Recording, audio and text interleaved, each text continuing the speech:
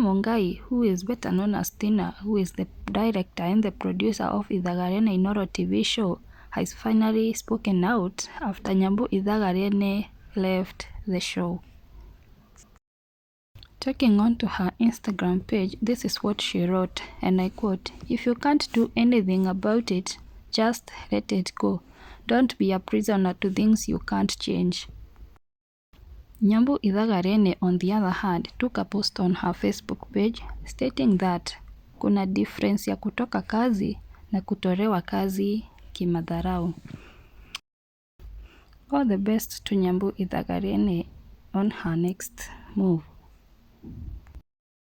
Don't forget to subscribe, like, share, comment, and turn on the notification bell.